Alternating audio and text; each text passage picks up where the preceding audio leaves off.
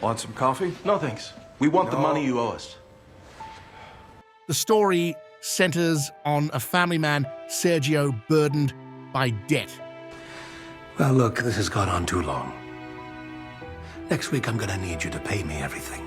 Feeling trapped and hopeless, he seizes an unexpected opportunity, a case of mistaken identity, to vanish. He fakes his death and disappears, leaving behind his old life and entering a new life. Morning, boss. Hi, Miguel. So, without further ado, let's jump into the recap. At the beginning of the movie, Sergio Dayan waits in a jewelry shop in Buenos Aires in 1994 for his daughter's gold jewelry and stares helplessly at a street vagabond. Sergio and Estela were celebrating their daughter Florencia's birthday at a party thrown by him. Sergio saw a man and didn't feel well. After doctor visited Sergio, Estela asks him what's going on in his life that she doesn't know. You gonna tell me what's going on? He revealed that he was in a great deal of debt. His business wasn't doing well, The factory's struggling. and he had borrowed a large sum of money from a financier named Hugo Brenner, which was causing him a great deal of stress. I had to pay the bank interest. I borrowed money already. I can't ask anyone else. Sergio finds himself in a difficult situation when his workers at the factory demand that he pays them the money he owes. Want some coffee? No, thanks. We want the money you owe us. In an attempt to appease them, he decides to sell his country house to Gustavo. Bought my house in the country. I need that money. You could buy it. Pay me whatever you can. Mainly to satisfy Brenner, who has been leading the charge. Brenner's his name. He's a very dangerous person. There's no way I can pay him back. Estela is called to go to the school to stop Florencia from fighting with Yamila. Don't worry, Irene, this won't happen again, I promise you. Right, Flor? Yeah. Estela is asked by Florencia's principal to pay the pending tuition fees of the girl. I'm asking about her tuition. I know you've always paid on time, but it's starting to become somewhat of a problem. In the face of the girl's question, Sergio tells her that he is not a scammer. I'm not a scammer. Yamila's I dad gave explained me it money to her already. She knows. Yeah, but No, I it's just... fine, I explained it. Sergio met with Hugo Brenner to request a deadline extension for repaying his debt. However, Brenner informed him that he only had a week left. Well, look, this has gone on too long. Next week, I'm gonna need you to pay me everything. Furthermore, Brenner warned Sergio that he wouldn't hesitate to harm his family if it was necessary to get his money back. Do you love yourself? Yes, I do. Do you love your family? To persuade Sergio that the danger was real, one of the financier's associates even dropped a package containing photographs of Estela and the children. Diego caused chaos during lunch when he asked Sergio for his owed money, who also happens to be his brother-in-law. Cross your mind to pay back the money I loaned you, or am I gonna have to wait forever? Diego, please go. Hold on.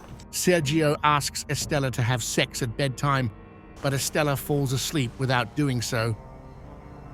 We'd better sleep, Sergio.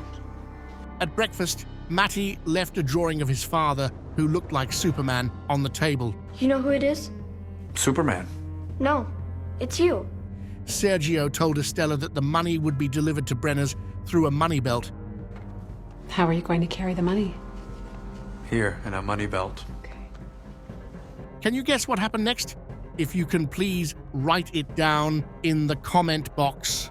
Sergio sold his country house and went to Brenner's office to give him some money he owed him and calm his nerves. Before going to the office, Sergio stopped by the jewelry shop to pick up Florencia's locket, which had been repaired. It's fixed. Great. As he walked to the office, there was an explosion in Buenos Aires that killed several people. Shock absorber was discovered that had been cleanly snapped in half. Sergio's bag was found by the authorities at the site of an explosion, leading them to believe that he died. Estela initially waited for her husband's body to accept that he was gone, but eventually prioritized the insurance money. Sergio was saved, but he decided not to go back to his family.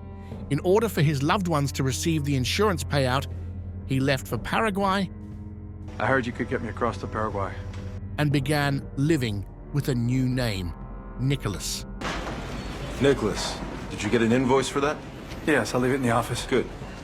Brenna refuses to accept the money that Estella offers to settle the debts of her late husband, Sergio. The debt was your husband's doing, not yours. Forget it. You owe me nothing. Brenna is mourning the passing of his sister, who also died in the explosion. We saw each other at the courthouse when I went to identify my sister.